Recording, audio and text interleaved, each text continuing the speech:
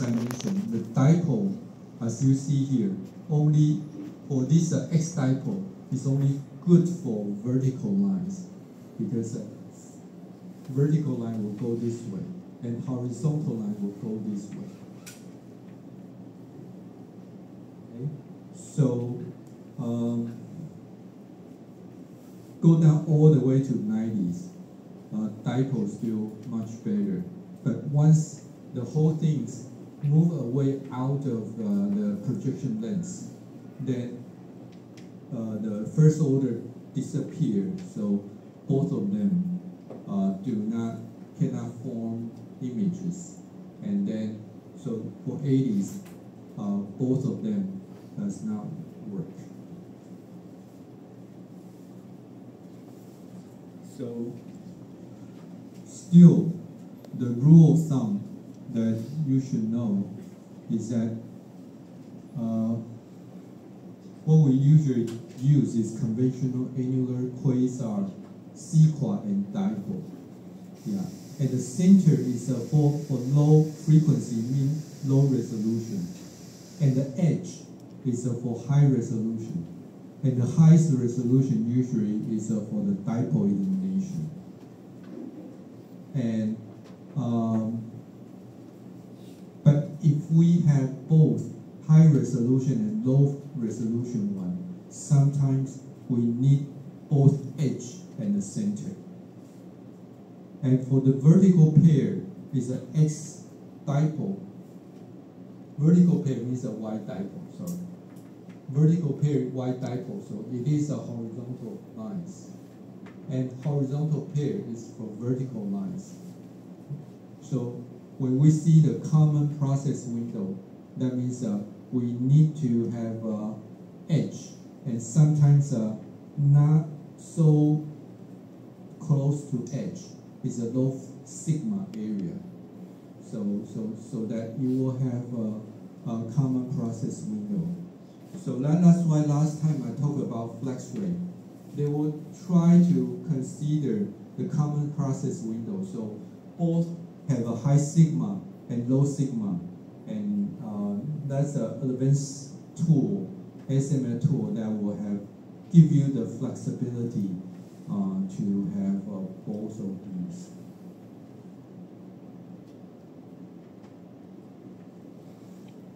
And what process window is usually consider both DOF and EL. And for like a very advanced tool like 193 immersion, usually they can do the DOF maybe around slightly above 100 nanometer, and EL is about like 8 to 9%. That's what they usually do. And usually what we do is that we draw a box, that this box is a process window required, and you measure the process window, see if it is above the required process window. That's what they usually do. So like I showed you. Okay. A lot of time they just plot this. Okay. For example, if they require 10% EL and like a 500.5, they would draw this one, and they say that, oh, we need the box be outside of here. Okay, and so here we compare two scenarios. One is NA 1.2, one is NA 1.35, and the hole is 80 nanometer and 160 pitch. Okay, the pitch is the same, but the size of the hole is different.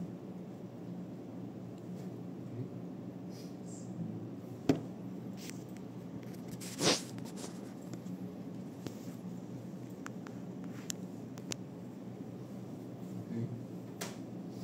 So you can see that both of these they compare like a different pitch. Okay, so for example, let's look at this one. The highest pitch is 160. Okay, so it basically tell you this big line here. Okay, so it has a highest DOF and highest EL. However, if you have an isolated contact, then it is here. The DOF drop very quickly, so it's less than the required process window. That's what we try to tell you. Okay? And the other thing it tells you is that when you compare these two NA, you can see that initially you can go all the way to like 1 micron, okay, 1,000 nanometer. But when you increase the NA, it drops more quickly. Okay, the highest DOF is 800. Okay, then again confirm what I told you during the midterm, right? When you have enough resolution, you should try to use the lower NA, right? I tell you the dilemma. When you have high NA, low NA, right? You have K1 and K2. How do you choose? That's what I'm trying to tell you. If you cannot resolve, you will use the highest NA as you want. But if you have both these 1.2 NA and 1.35 NA, and both of them can resolve 160 nanometer pitch, then you use 1.2 NA because it has a higher depth of focus. Okay, so as you see, higher NA, both of these, you can see that 0.4 is here, but here 0.4. So for 880 pitch, 1.3 NA, it dropped very quickly also. Okay, so for both isolated and dense, the DOF drop more quickly. That's what these lines tell you. And if you watch closely on the EL, also you see that the EL, when you have a zero depth of focus, the EL for 135 is slightly better, right? You can see that all the contact here has above 20% EL, and you can see that here 1.2, only the dense one has higher than 20% EL, right? So that tells you that for high NA, it does have a better image contrast. Yeah, so that's why it has a better EL here. But the drawback is that the DOF is much worse. Okay.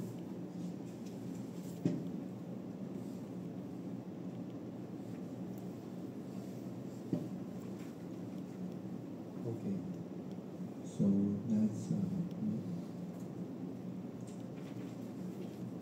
okay. So then go back to this one. So I193 nanometer means 193 immersion. So NA is 1.35. Okay, and so this is a location, X location, and this is intensity. So for contact hole, 60 nanometer, you see the intensity from low to high, low to high. Okay, but for 30 nanometer hole, the intensity is the same. Basically, across the X distance, there's no intensity modulation. So basically, this hole cannot be formed. There's no modulation. There's no change of intensity. So that's why we say that not we do the log slope, if you remember. Yeah, like image ILS, right? We do this one because if you have an image log slope, if you have a hole here you should have low intensity. Here you should have high intensity. So you should have intensity modulation, like we see here, right? You should have image modulation. But if this opening is so small, then the light can barely go through. Then you will see that no light modulation, means you cannot form an image here. So that's why last time we talked about image log slope, and we measured the largest slope here, and then if we normalize, means we divide it by the CD of this hole. So we use a NIOS to represent image contrast. In this case, the image log slope is what we use to do that. Okay, and we also talked about this function last time also. Yeah. So a lot of time we use NIOS to suggest that at the best focus, can image form or not? Okay. Yeah. In my experience, sometimes we use if the image tool is very good, sometimes we use like a 2.2 or 2.3 as where the image can be formed. Okay, so as you can see that here, all of them is above 2.2, and so this one, they can be formed at the zero defocus. But if you draw a line here to over here, you can see that the 0.5, it is probably cannot be formed after like a 0.35 micron. Okay, and again, this echo what I just mentioned for high NA, this image log slope, image contrast drop more quickly than the low NA one. Okay, so the low NA, it drop more slowly, and high NA drop very quickly. Okay. But yeah, for this is probably more old tool, so they're still using like a 0.5 NA. But right now, for the R&D, I seldom use like a 0.5 NA. Usually we use a 0.8 NA and above. Yeah, and for immersion, of course, 1.1 and above. Yeah. And NIOS also, I talk about that, compare like a different illumination for conventional. Don't say that it is not useful, because you can see that for CD very big, actually it has the largest NIOS. Okay, basically for isolated or big features, conventional is still very useful. But for very low features, very small dimension, the dipole definitely is very useful. Okay, if it is in the right direction. And the annular is this one. You can see that it is it still has some usefulness when it is at like 100 nanometer in this picture. So a lot of time when we do simulation, we want to plot the CD at neos at different CDs. So we draw the lines. For example, a simulation tool. We can draw the line using like the two ways to do that. This is CD, so we draw like for example, use 100. Okay, so 100 CD. So this is CD 100, and so the pitch is 200. And we put in a simulation, then we get the neos.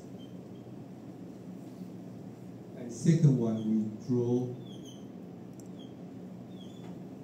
150, so the pitch is 300, and then we got neos.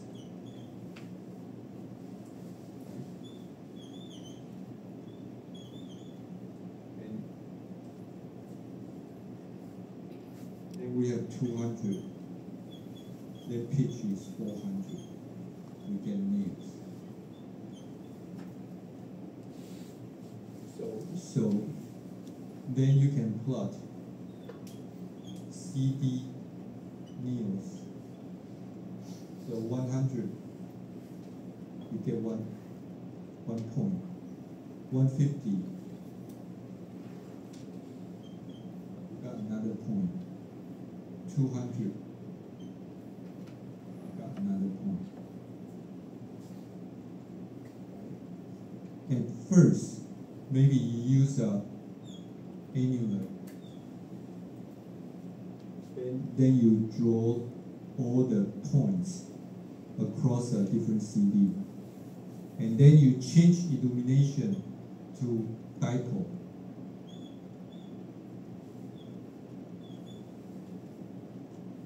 You redo the simulation again. Then you get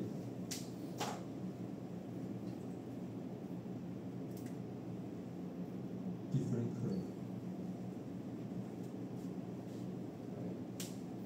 And then you change illumination again, conventional. Then you can get another plot. That's how this plot is getting. Okay. So this is what we do, everything 1 to 1. Duty cycle. Everything is 1 to 1. 200, 200, so it's 400. 150, 150 is 300. 100, 100, so it's 200. So duty cycle is 1 to 1. So that's how we get these pictures. Okay, so this is 1 to 1 duty cycle plot. Okay, but there's another plot. A lot of time is very useful also. It's not CD anymore.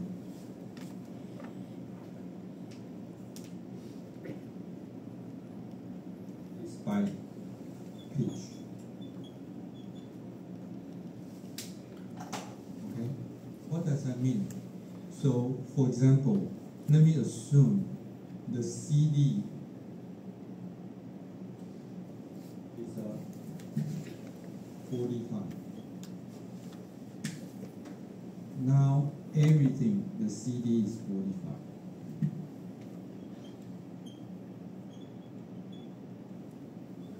So CD is fixed. But now I change that to pitch. Okay, so 1 to 1, usually I will start from 90. Okay, so the pitch will start from 90 because it is 1 to 1. Usually I don't do it less than 1 to 1. I don't do 1 to 1.9, for example. usually start from 1 to 1. So if the CD is 45, the pitch is 90. Then CD 45, pitch to 100. So if it is 100, if this is 100, means the space is 55, right? So then I make a plot. And then if this is, it can be 150, right? So if I say this is 150, then this is, space is 105. Right, so I can plot this again with the annular illumination, right? So then you would change, the duty ratio is not 1 to 1 anymore. It is a CD fixed. CD is fixed at 45 and change the pitch. So you would different plot than this, right? This plot is a 1 to 1, but change a different CD. And what's more useful is, a lot of time is this: fix the CD, but change the pitch. And then at the same time, you change the illumination and then plot this.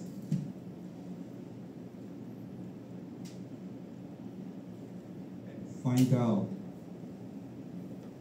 what pitch is okay, what pitch is not okay. And then you get different plot. And this way, it can tell you, for example, a CD45, what would have very good neos, what would have bad neos, and what should be avoided. And at the time you have a bad neos, so say, for example, you have a very, just assume,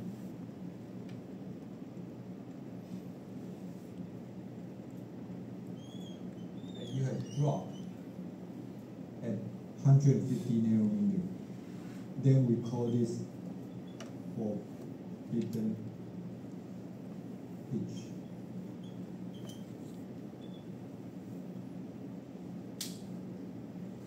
You have a very bad pitch, then we don't like it to have that one. Okay. So a lot of time when we do simulation, we do this also. Okay. So yeah, that's a kind of additional so the contrast at different pitch sometimes are very important also. Okay. Any question on this? Okay. So besides image contrast, we also have image quality. Okay, and what do we mean by that? This is, we have modulation as I showed before. So we have a lowest intensity and highest intensity. So max minus minimum, max plus minimum is what we call it, like image quality. And sometimes we just call it IMAX.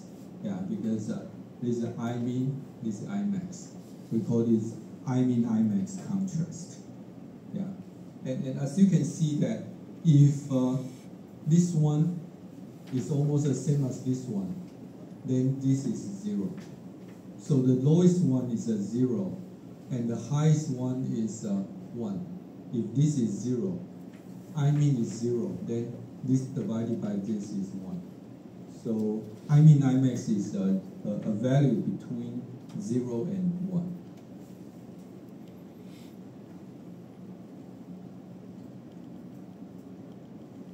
and sometimes I will use this image contrast to do things. For example, we say that if this image contrast using IMIN IMAX is lower than, say, 0.2, then this is a hotspot, for example. Yeah, because it means I just throw in a 0.2 as an example, because means the image contrast is so low, it is not enough to produce a good image. So even though you have give you an example, okay?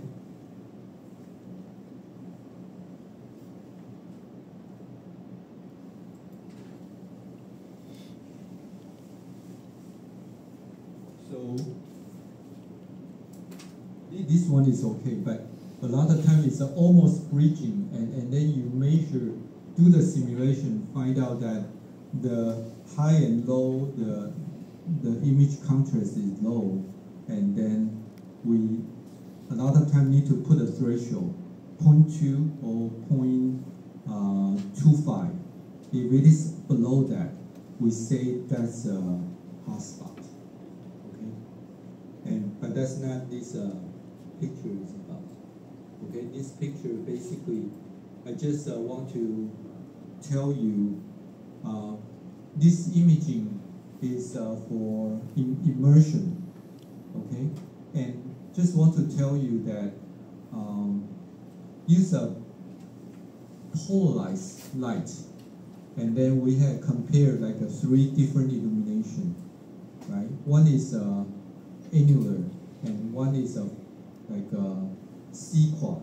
So this is a C-quad, and this one is a dipole, as I mentioned last time.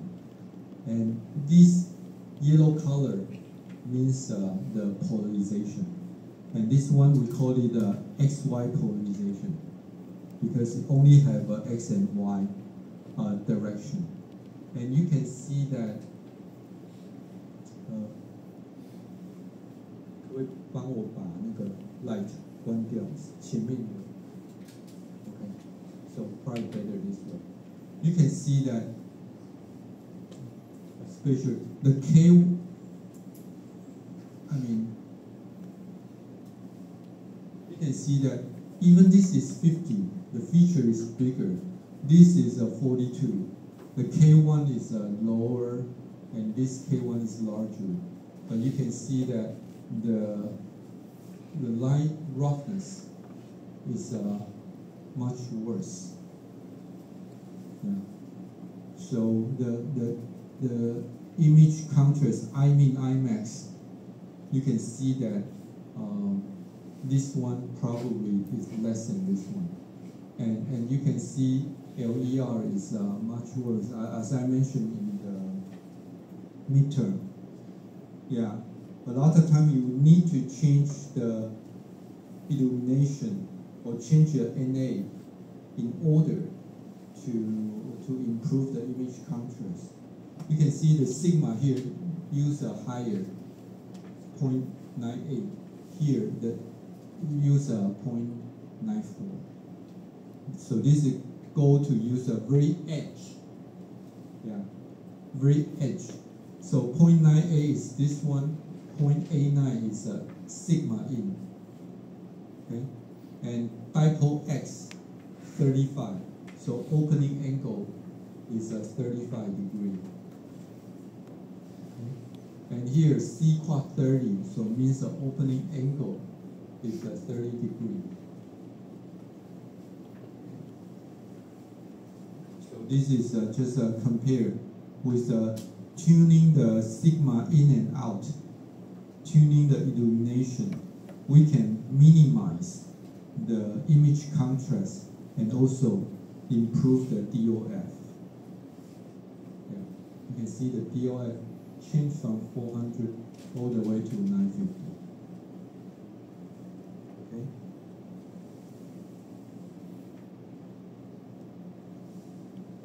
Okay. So this one, we're going to talk about the metrology for litho process. What do we do the measurement for litho process?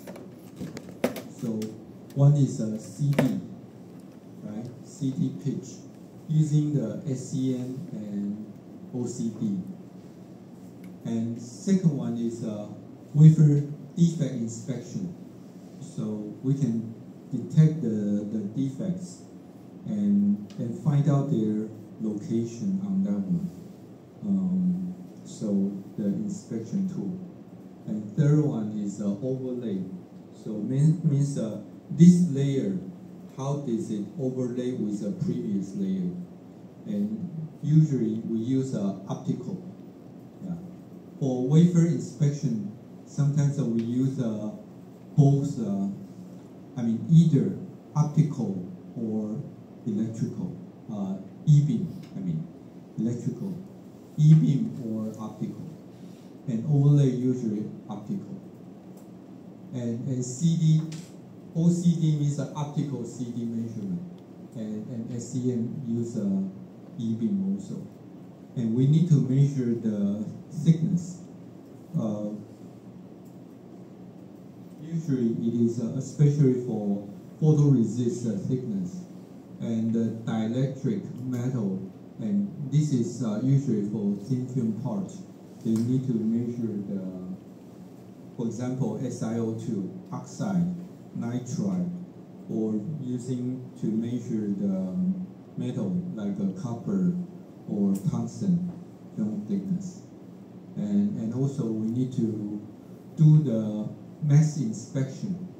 When we do the mass, we need to make sure the pattern is exactly the same. Pattern is the same as what we designed. That's first. Second is there's no defect or no particle on the mask. So mass inspection. Mass inspection usually like for EUV there's a two part. One part is blank inspection, and the other is pattern inspection. So blank inspection means there's no pattern on the mask. Yeah, when we talk about EUV, we will probably talk about that again. There's no pattern on the mask. There's a blank inspection. And second one is that we put pattern on the EUV mask, and then we talk about how those patterns when compared to the database, are they the same or there's issues?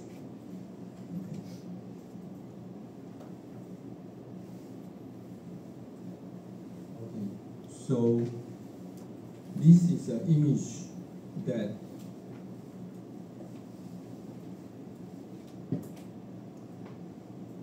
kind of do like two major things. We say one is a CD, one is an overlay.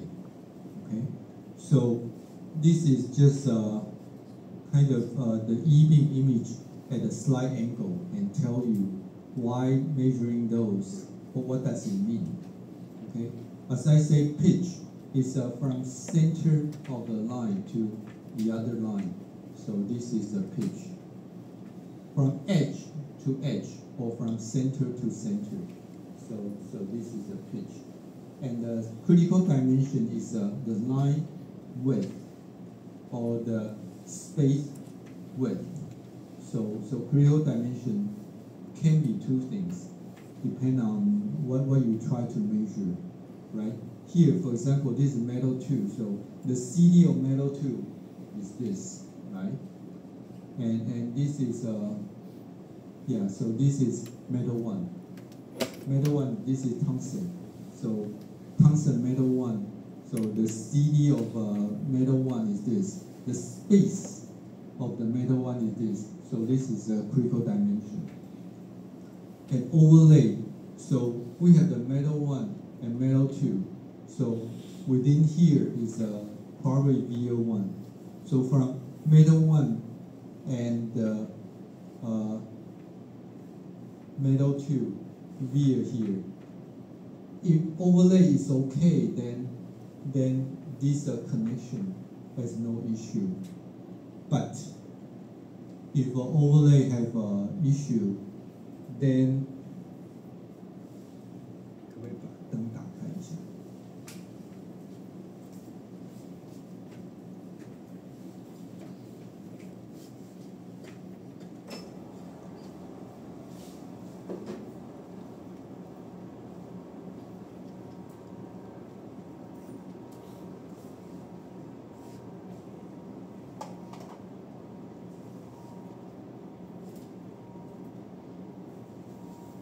So ideally, you can see it here.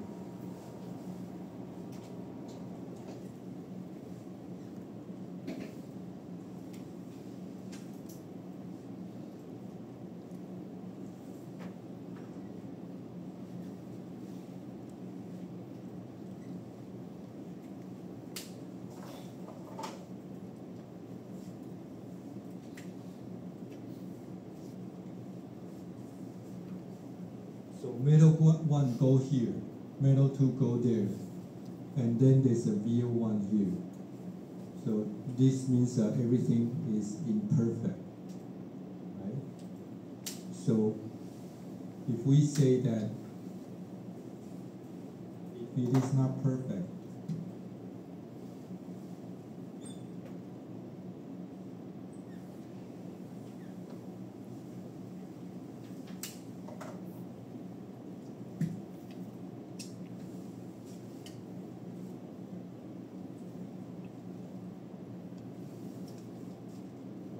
if it is not perfect, then metal 2 will not connect. Even VO1 and metal 1 is perfect. Metal 2 is not perfect, then the connection, or this is top down, will not be there, right? Or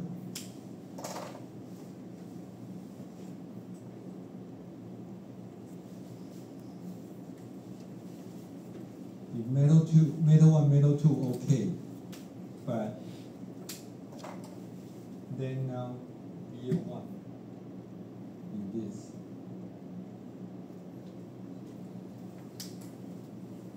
So then the overlap is only here.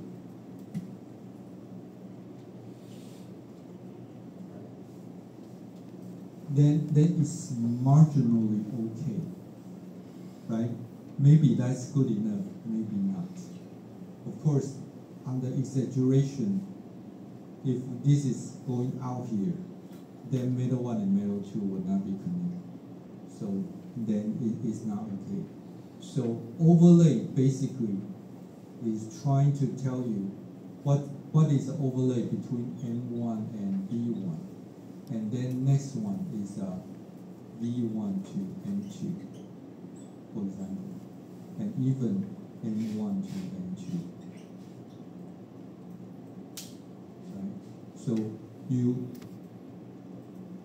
pattern M1, right? And next one you pattern V1. So you need to measure the overlay between these two layers. And then once you pattern M2, then you need to measure V1 and M2. And a lot of times you might need to measure M1 and M2. So to make sure these two layers is within the spec, but we usually not going to measure this directly.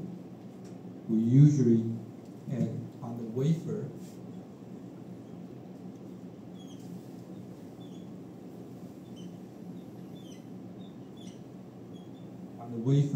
we have a lot of die, and then we between the lines, either here or here,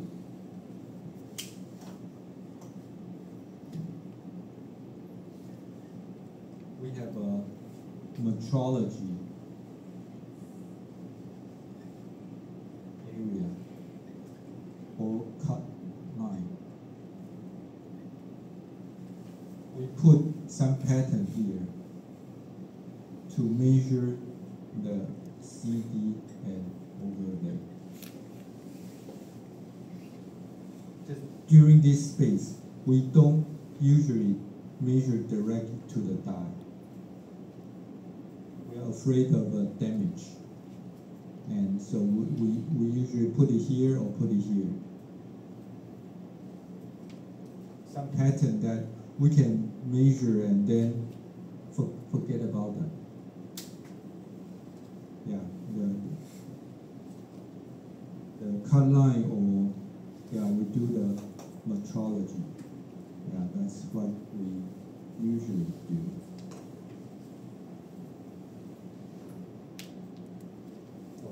Oh, so we have it here. So what is a die?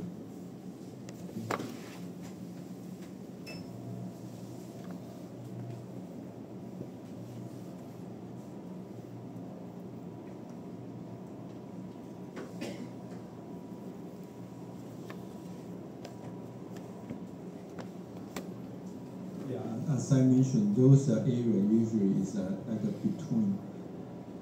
So silicon wafer, and then we have a lot of shots, and this is a die. So this is like a front end manufacturing process. Usually is a process like a wafer process, and then at the packaging time, when we do the packaging, we need to do dicing. Okay, so we'll continue at 10:20. Okay, now we do the server, but keep the dot. Okay， 好，我先做一下那个课程